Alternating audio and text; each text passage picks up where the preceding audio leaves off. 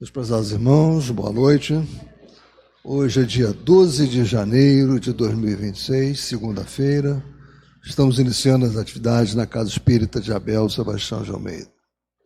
Como sempre o fazemos, rogando a Deus, nosso Pai de infinito amor e bondade, a Jesus, nosso querido e amoroso Mestre, amigo incondicional de nossas almas, e a Maria de Nazaré, nossa Mãe Santíssima, rogando que nos amparem, que nos envolvam no manto de paz e de amor, que a nossa psicosfera esteja preparada para os importantes trabalhos que se desenvolverão na noite desta segunda-feira.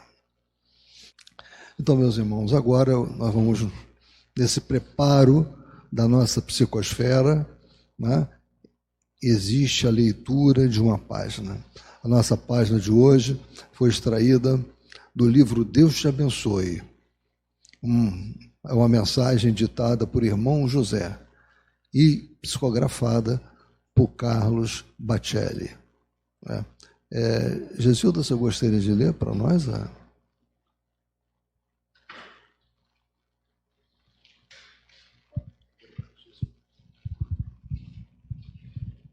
Então, meus irmãos, vamos fazer a leitura dessa página, no sentido de auxiliar, mais ainda a harmonização tão importante para que os trabalhos possam prosseguir sempre num clima de amparo para todos nós. Então, esse cuidado em nós nos mantermos sintonizados, conectados com a espiritualidade maior, é alguma coisa que já saneia muito o ambiente e nos harmoniza, nós que viemos, às vezes, de lutas muito grandes. Exceto Deus, do livro Deus te abençoe, Espírito Irmão José, psicografia de Carlos Bacelli. Não digas aos outros o que dos outros não gostarias de escutar em relação a ti. Não faças a ninguém o que não gostarias que te fosse feito. Na apreciação das atitudes alheias, não dispense o metro da misericórdia. Identificar é fácil. Difícil é sanar o mal. De que te vale acionar o alarme de incêndio se igualmente não te dispões a combater as labaredas? Exercita-te em olhar para dentro de ti todos os dias. Não saias à rua sem que as lentes da compreensão cubram os teus olhos. Ninguém, exceto Deus, conhece o drama que se esconde por trás de cada lágrima e, por vezes, de cada aparente alegria. Não sabes o efeito que as tuas palavras haverão de surtir nos ouvidos que as registram. Põe-te então a caminho, com a disposição do bom samaritano que assistiu o homem caído sem lhe endereçar indagação alguma. Termina aí ou continua? Está ótimo.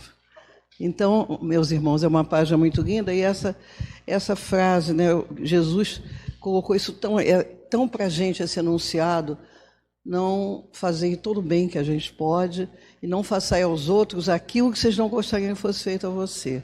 No dia que nós estivermos muito evoluídos, todas as regras de conduta da humanidade serão geridas por esse princípio. E os povos também, na medida que eles se respeitem, que exista um amor recíproco, uma fraternidade, eles estarão em paz, em união, em concórdia e benevolência. Que esse futuro não esteja distante. Obrigada.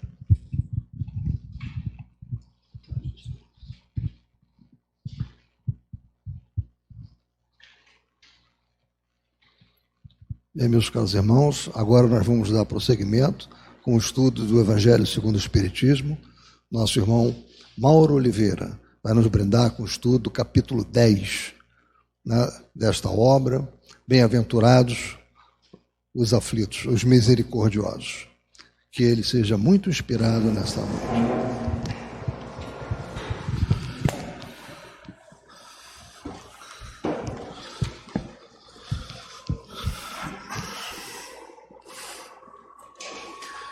Boa noite, meus irmãos.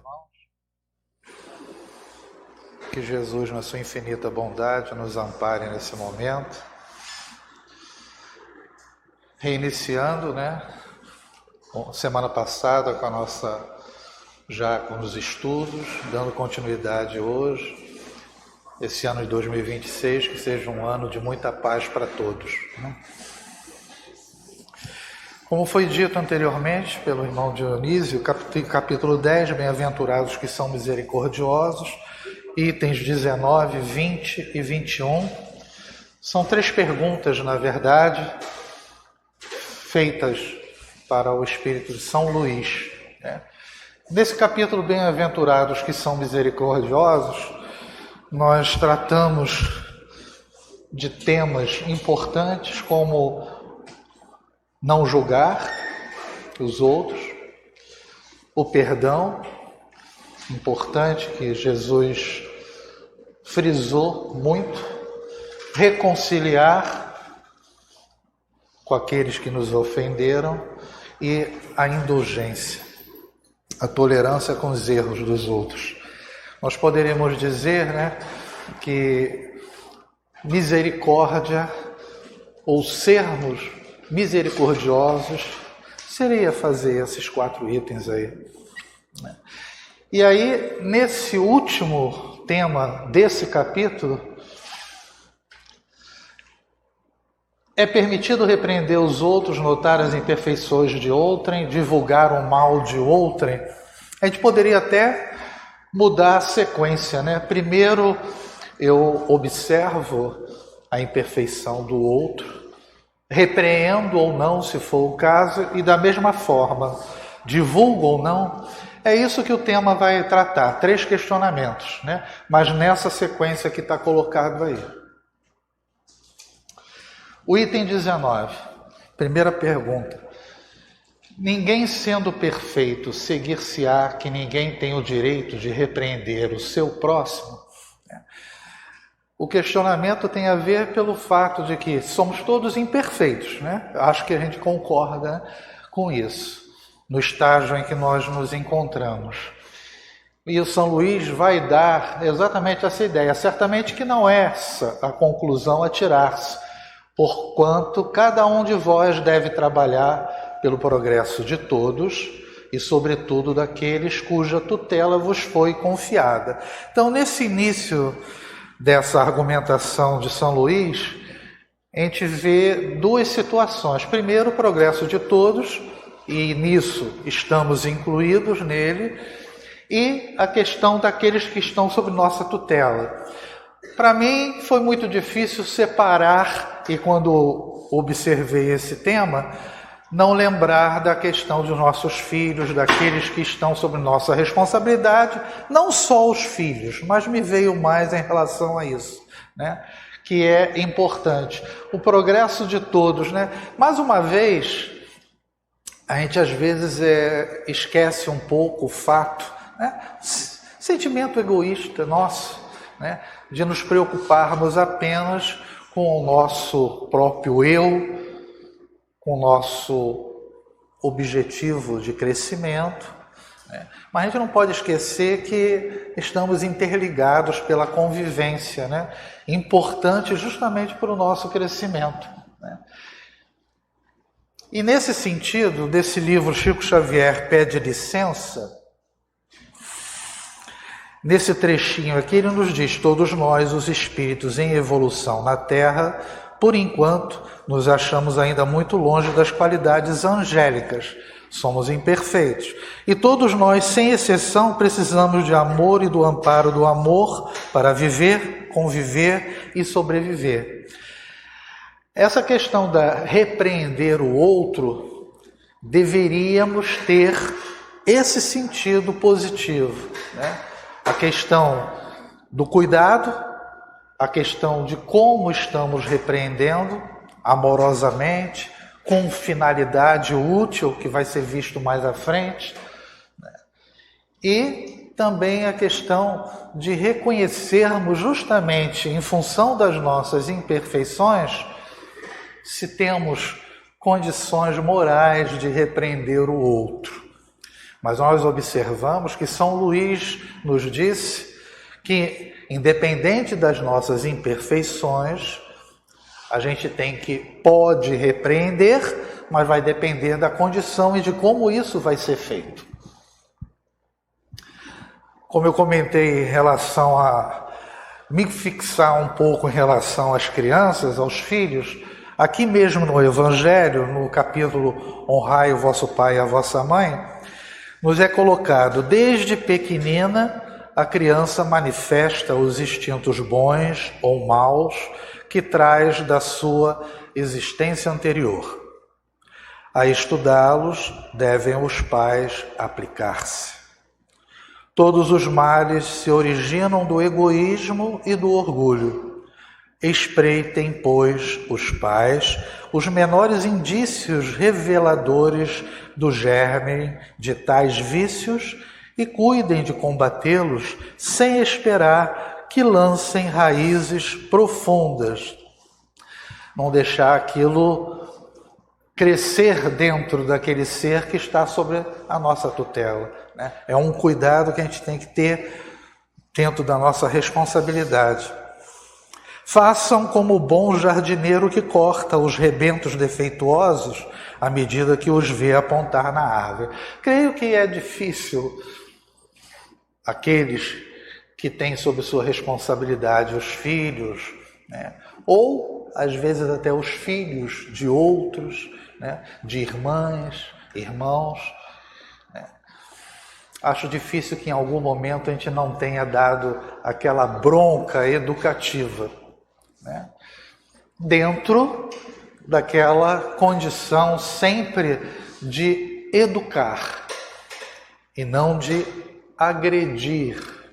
E quando eu digo agredir, no sentido de humilhar mesmo, né? Em algumas situações a gente vê até na rua, infelizmente, pais ou mães se utilizando às vezes de uma certa agressividade, não só em relação ao aspecto da palmada antiga, mas até mesmo na maneira de agir com a criança, né? Esse é um cuidado que a gente tem que ter e tem a ver com o que vai ser dito depois, né? Por isso mesmo, nos diz São Luís, deveis fazê-lo com moderação para um fim útil, e não, como os mais das vezes, pelo prazer de denegrir. Então aqui tem o sentido genérico, né?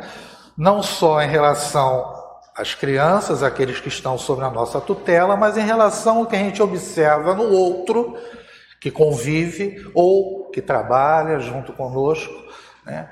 E essa repreensão tem que ter esse sentido moderado, mas que haja uma finalidade de crescimento, inclusive, ou de evitar que aquela pessoa erre novamente, né? No prazer de denegrir, neste último, como ele diz, a repreensão é uma maldade. E a gente sabe que, infelizmente, algumas pessoas têm essa característica, né? No primeiro, naquele que a gente faz a repreensão com moderação, com finalidade útil, é um dever que a caridade manda seja cumprido com todo o cuidado possível. Vejam, ainda que haja essa questão da moderação, existe o quê? Todo o cuidado possível. Porque educar não é fácil, né? Isso de uma forma generalizada. Dá trabalho, né?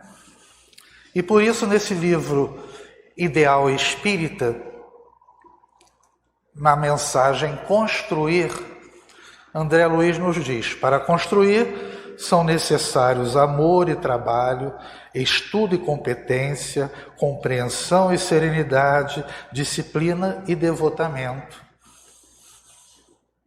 Educar seria isso, com todo esse cuidado, com todo esse carinho e com todo esse amor.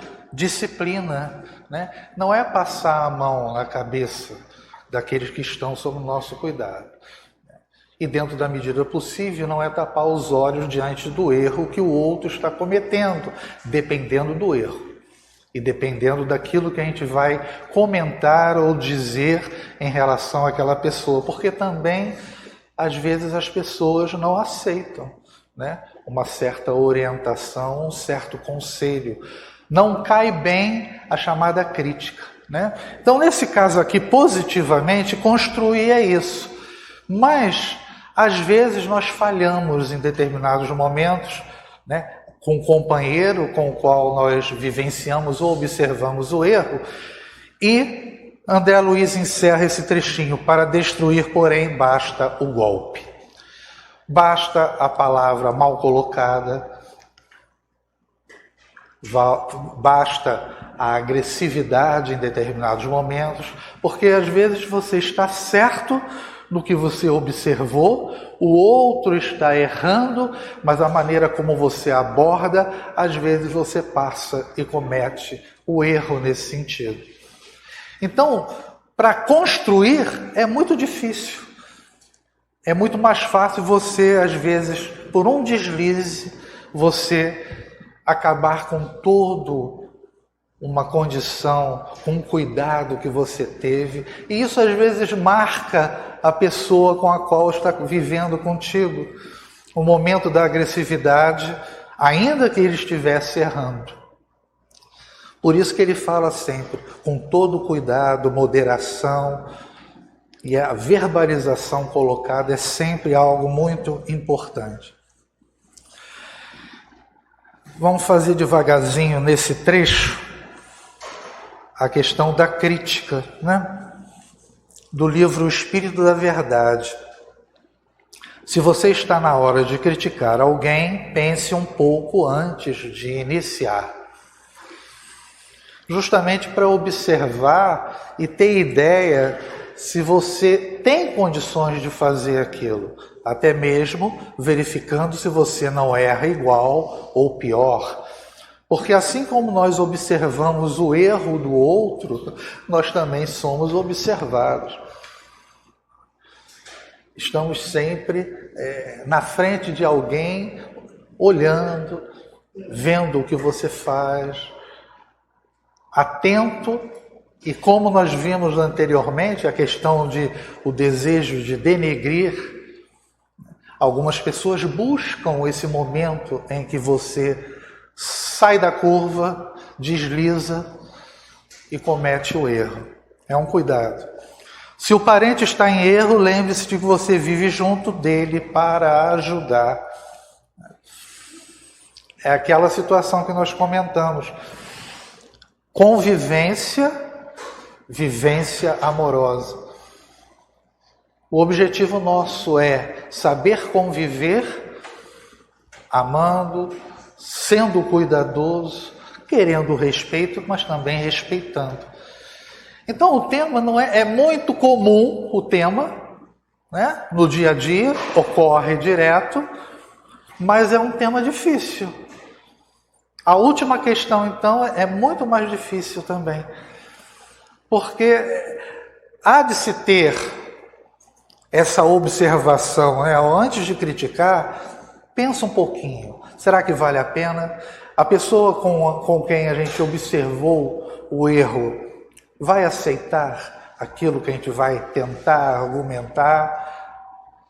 Então, você fica, às vezes, numa posição muito delicada.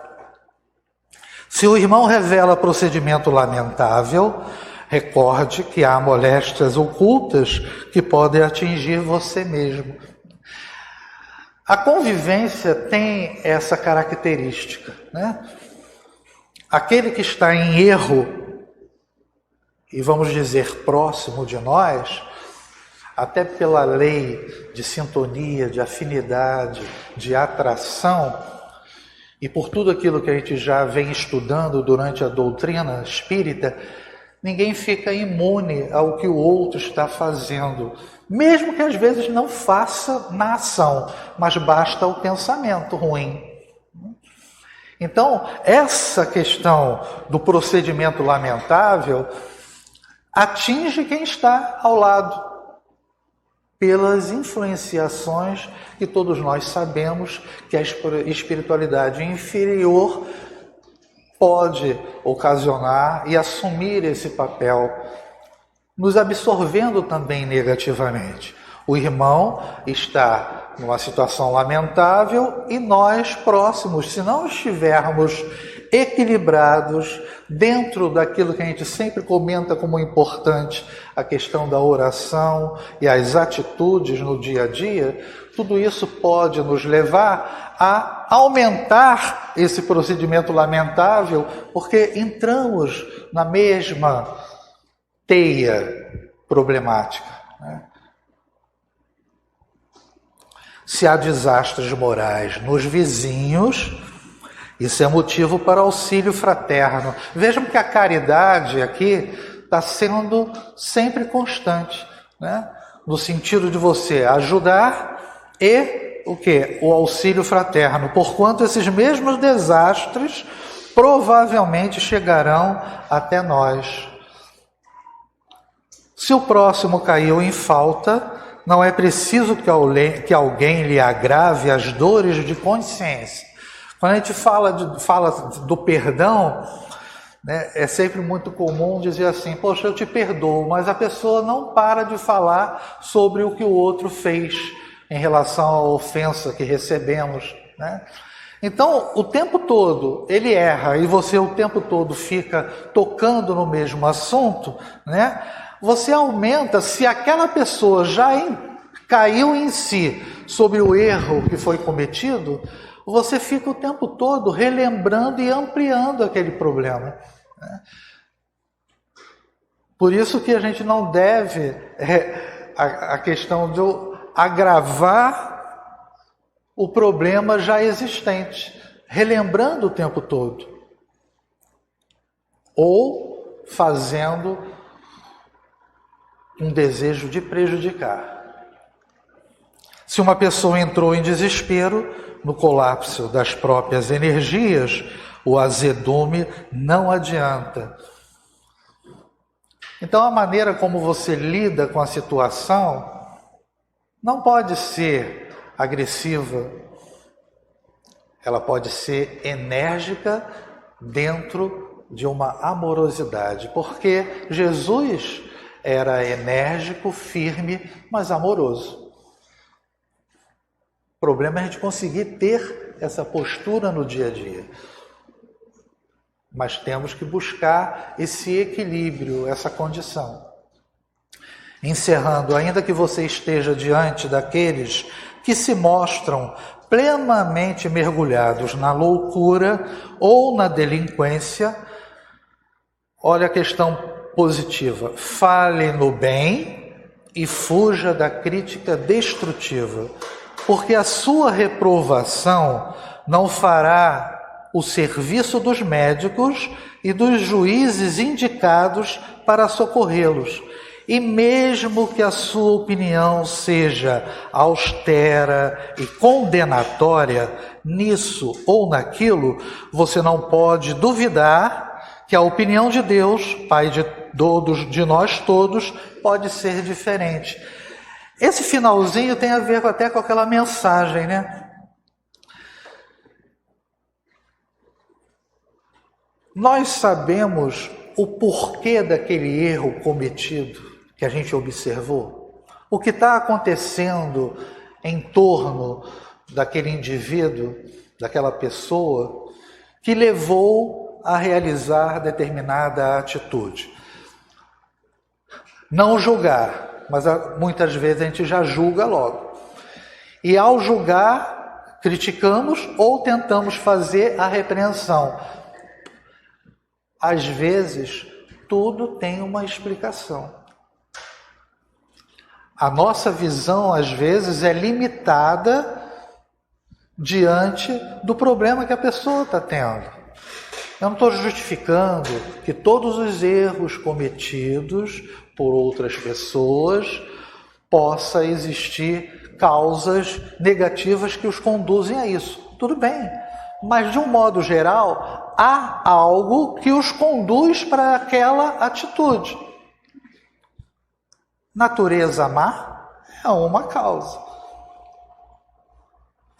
Problemas sociais, familiares, são problemas que a pessoa vivencia e quem está do outro lado na observação não tem a dimensão do problema.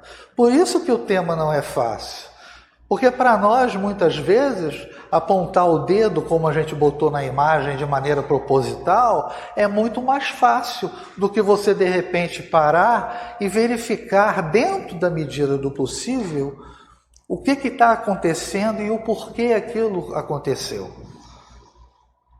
É uma maneira de você minimizar, talvez, a possibilidade daquele retornar no erro, ou às vezes até de aumentar um embate existente entre nós e aquela outra pessoa. Tudo tem o seu momento de aceitação, né?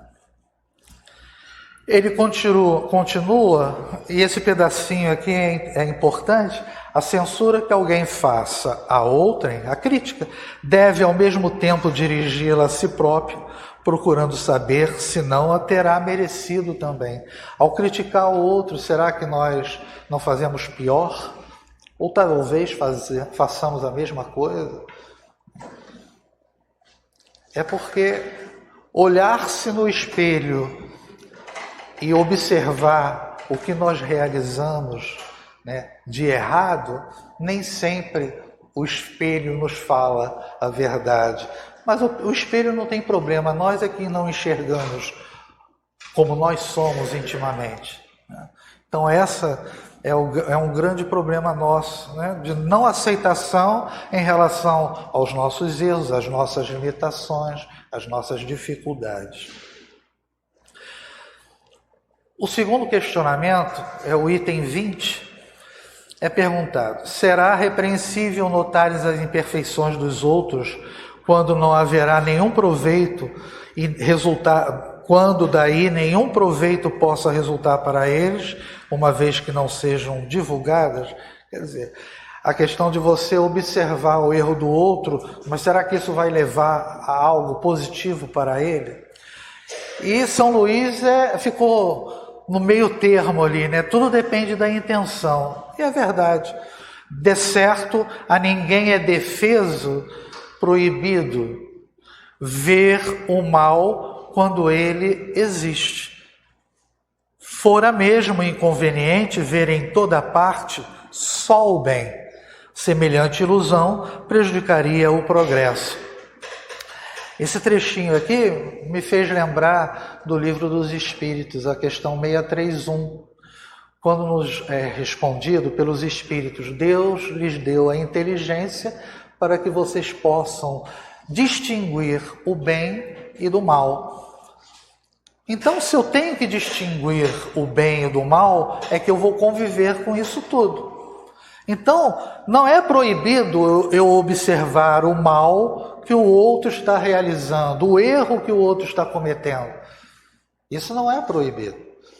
Mesmo porque aquilo que ele está realizando vai servir de ensinamento para nós, para que a gente não possa fazer o mesmo, né? E também, se eu visse tudo de bom no mundo, seria o quê? Ilusório, porque somos imperfeitos, então não há anjinhos no planeta Terra. As dificuldades existem e as nossas imperfeições morais nos conduzem a esses equívocos.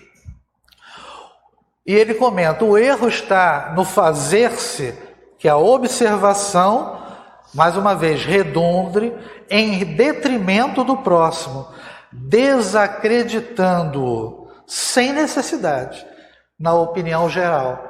Então você vê o erro do outro, vou usar o termo, bota a boca no trombone e espalha o erro, desacreditando a pessoa, resolveu o problema não, e espalhou aquilo para todo mundo. Não foi útil. Igualmente repreensível seria fazê-lo alguém apenas para dar expansão a um sentimento de malevolência e a satisfação de apanhar os outros em falta. Não existem pessoas, de repente, que se sintam felizes porque nos pegaram no erro, nas nossas falhas? Às vezes até um companheiro de trabalho que de repente não tem muita afinidade conosco, no primeiro deslize, será que ele não vai rapidamente tentar botar isso para que todos saibam e essa pessoa fique mal, a gente não está falando nada de extraordinário, acredito eu. São situações extremamente possíveis e vivenciadas por muitos, mas faz parte do nosso aprendizado, né? Faz parte do nosso crescimento e da maneira como nós conduzimos essas situações. Conviver não é fácil, por isso que a gente aprende nessa situação. Desse livro para Palavras da Vida Eterna, observemos amando, é a solução, né? Por que vês o argueiro no olho de teu irmão e não vê a trave no nosso, né? Nos é colocado por Emmanuel, habitualmente guardamos o veso, o hábito de fixar as inibições alheias, com o absoluto esquecimento das nossas. Os outros têm erros diretos, mas nós possuímos poucos, né? Esse é o equívoco. Exageramos as prováveis fraquezas do próximo, pré-julgamos com rispidez e severidade o procedimento de nossos irmãos. Somos duros. A pergunta do mestre acorda-nos para a necessidade de nossa educação. De vez que, de modo geral, descobrimos nos outros somente aquilo que somos, né? Nós nos verificamos iguais, muitas vezes. E se não somos iguais hoje naquilo que o outro está realizando, mas já fomos iguais ou pior em outras encarnações.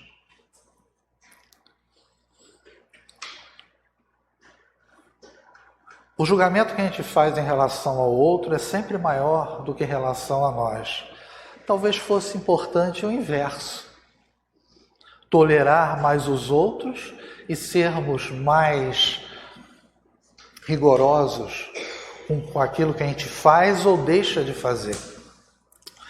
Observemos amando, porque apenas o amor puro arrancará por fim as escamas de treva dos nossos olhos, para que os outros nos apareçam na bênção de Deus, que invariavelmente trazem consigo.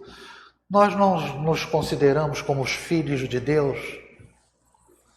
Nós não nos sentimos amados por eles? Por que o outro que a gente critica e repreende de maneira tão severa é diferente? Também é filho de Deus. E se eu tenho virtudes e pontos positivos, o outro também tem. Por isso que ele coloca aqui, nossos olhos têm que ficar numa situação melhor, amorosamente em relação ao que o outro é, para que esses irmãos, porque todos nós somos irmãos, apareçam na bênção de Deus que eles trazem consigo. Todos nós temos o quê? Deus dentro de nós, em nossas consciências, através das leis divinas que está em nós. Dá-se inteiramente, continuando o item 20, o contrário quando, estendendo sobre o mal, olha a caridade mais uma vez, um véu, para que o público não o veja, aquele que note os defeitos do próximo, o faça em seu proveito pessoal, isto é, para se exercitar em evitar o que reprova nos outros. Então, aquilo que eu comentei anteriormente, o erro do outro nos leva a um aprendizado para que não façamos o mesmo, não façamos igual.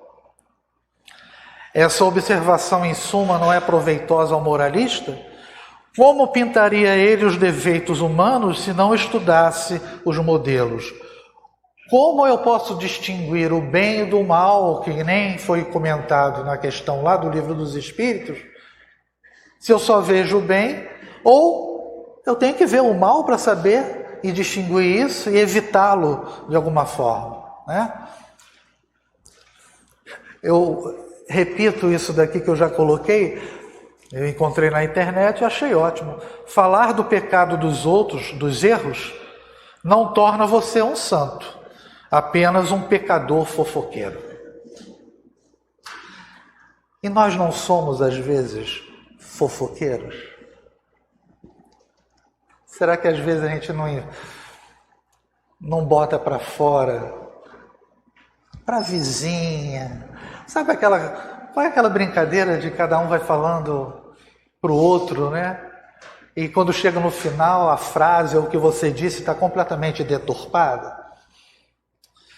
E uma fofoca, a gente vai ver mais à frente, algo que você coloque ao vento, uma mentira, se torna verdade de uma hora para outra.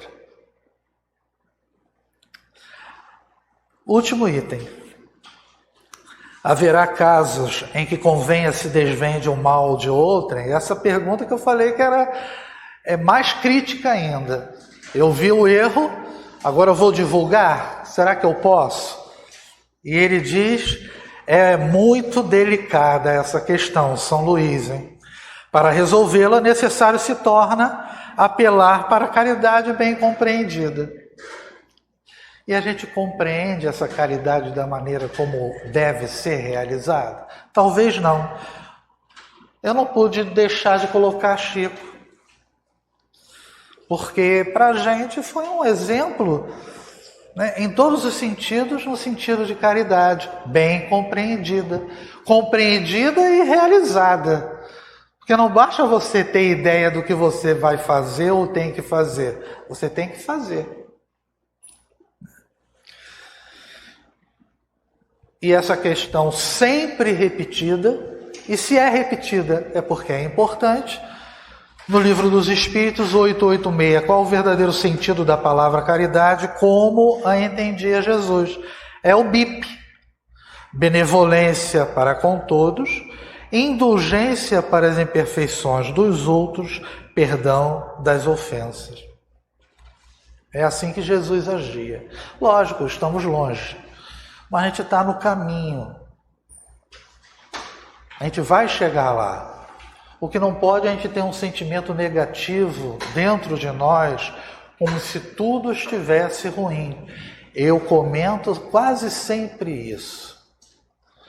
Porque pensamento negativo, a filosofia oriental já fala há séculos isso. Pensamento positivo te acarreta o quê? Atrai coisas positivas, principalmente se você também coloca isso na prática. É aquilo que a gente comentou, sintonia e afinidade, bons espíritos próximos, prece, oração, atitude moralmente correta, caridade, o amor colocado em ação, tudo isso vai nos conduzir para um caminho melhor. Se as imperfeições de uma pessoa só ela prejudicam, nenhuma utilidade haverá nunca em divulgá-la. Se porém, agora vem o outro lado, se porém pode acarretar prejuízo a terceiros, deve-se atender de preferência ao interesse do maior número.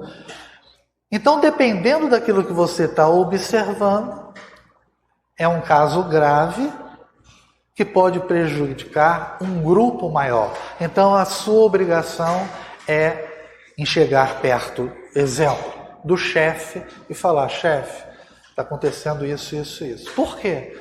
Porque isso vai prejudicar de uma forma generalizada, às vezes um grupo que não tem culpa. Ou outras situações mais graves, violência doméstica, a gente pode ficar por aí, violência contra as crianças, tudo isso. Vamos ver esse vídeo? Tem que aumentar um pouco. Um senhor, há muito tempo atrás, tanto falou que seu vizinho era ladrão, que o rapaz acabou preso. Dias depois, descobriram que ele era inocente. O rapaz foi solto e processou o homem. No tribunal, o senhor disse ao juiz: comentários não causam tanto mal. E o juiz respondeu: escreva os comentários em papel, depois pique e jogue os pedaços no caminho de casa. Amanhã volte para ouvir a sentença. O senhor obedeceu e voltou no dia seguinte. Chegando lá, o juiz disse: antes da sentença, terá que catar todos os pedaços de papel que espalhou ontem. O senhor respondeu: eu não posso fazer isso. O vento deve tê-los espalhados. Já não sei mais onde estão. Ao que o juiz respondeu: da mesma maneira, um simples comentário pode destruir a honra de um homem, a ponto de não podermos consertar o mal. Não puder falar bem de uma pessoa, é melhor que não se diga nada. Sejamos então donos de nossas próprias bocas, para não sermos escravos de nossas palavras. Essa historinha me faz lembrar os dias atuais com as fake news, né? Algo que é colocado de maneira mentirosa se espalha e é complicado depois de você voltar atrás e desmentir. Segundo as circunstâncias, continua São Luís, desmascarar a hipocrisia e a mentira pode constituir um dever, pois mais vale caia um homem do que virem muitos a ser suas vítimas. Em tal caso, deve-se pesar a soma das vantagens e dos inconvenientes. É por isso que ele comenta que não é algo tão simples, fácil, a questão de você divulgar o erro do outro. Vai depender da gravidade e quantos serão prejudicados em relação àquele erro cometido, né? Eu vou encerrar com essa mensagem do livro Chico Xavier, Visão Nova, né? Ela praticamente resume mais ou menos o que a gente disse e nos é colocado. A repreensão, sem dúvida, pertence à economia do nosso progresso espiritual. Entretanto, antes de expedi-la com a palavra, convirá sempre ponderar o porquê, o como e o modo através dos quais devemos concretizá-la. Usemos a repreensão a benefício do progresso de todos, mas sem duvidar ou sem esquecer as nossas necessidades e deficiências, para que a compaixão fraternal seja óleo de estímulo em nossas frases. Auxiliemos 99 vezes e repreendamos uma vez em cada centena de particularidades do nosso trabalho. Quem efetivamente auxilia, adverte com proveito real. A educação exige piedade, apoio fraterno e constante recapitulação de ensinamentos para que se evidencie no campo da vida. Deixai crescer juntos o trigo e o joio, porque o divino cultivador fará a justa seleção no dia da ceifa. Semelhante assertiva não nos induz ao relaxamento, à indiferença ou à inércia, mas define o imperativo de nossas responsabilidades, uns à frente dos outros, para que sejamos, de fato, irmãos e amigos, com interesses mútuos, e não perseguidores cordiais que desorganizam as possibilidades de crescimento do progresso e perturbam o esquema de aperfeiçoamento que a sabedoria divina traçou em favor de nosso engrandecimento comum. Bem, meus irmãos, eu desejo a todos uma noite de muita paz, como está sendo já, de muito amparo, como sempre, que a espiritualidade está presente, agindo em cada um de nós, e que possamos, dentro da medida possível, ter o olhar diferenciado em relação ao outro, buscando olhar para dentro de nós primeiramente para saber se temos condições realmente de criticar. E se temos, que façamos com utilidade e com amor sempre. Muita paz a todos.